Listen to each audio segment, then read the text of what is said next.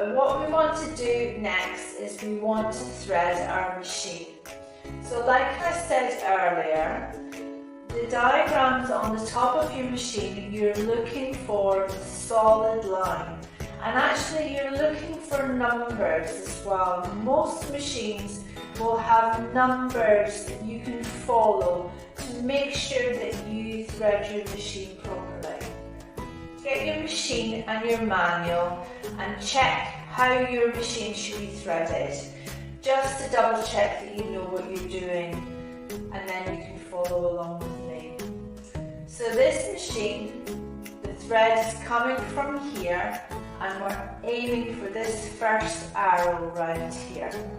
And this is saying bring the thread around the back of this little connector here. And then we've got number 1 with a straight line, so that's coming down. So down here, number 2 is a U-turn with the number 2. So that just means bring it around the bottom of this piece of plastic here. Bring it around and then bring it back up again. And then bringing it back up at the top here, I've got a U-turn again. So it's asking me to change direction and come back down with number 3. Now you can see my take-up lever that Rachel talked about earlier is up at the top here. If for some reason your one is down, it's just because your needle is down into the machine. So in order to make it easier to thread, just turn your hand wheel on the side and bring your take-up lever up so you can see it clearly. If your machine has a take-up lever that doesn't come all the way to the top, that's fine. It will still come far enough up that you can see and that you can thread it clearly. So we're going to bring the thread up and around and just pull it back down towards the bottom of the machine and the needle. And as it's come around the back of this metal take-up lever, it's slotted itself into the eye of the take-up lever. So that's a really important bit to do and to check. So after number 3, we're coming down to number 4. Number 4 is saying come down and go around and then go straight again. And what that means is there's a little hook here at the top on this machine, and it just means to bring the thread around that hook. Now it's a horizontal hook, and what we need to do with this is grab the thread between our fingers, and just that helps you get it on. Can you see the way I did that there?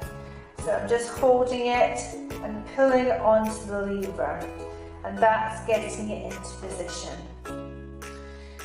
Once you've done that, you should check your manual, because most machines have a little hook or a little catch at the top of the needle, and that your thread needs to be threaded through there as well. So I know this one's got one there.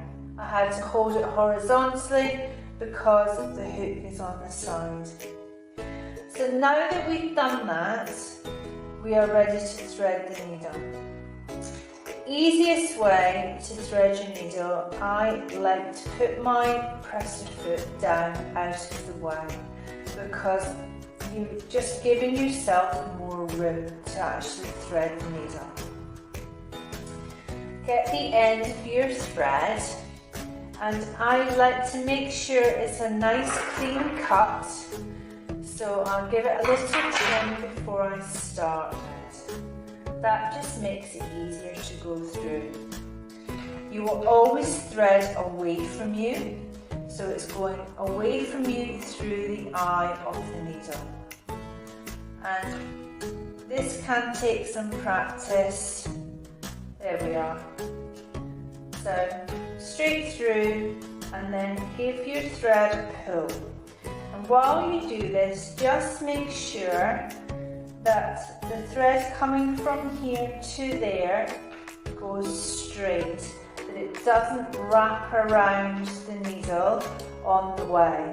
You want a nice, clear, straight line from here, straight down to the eye of the needle, and then through.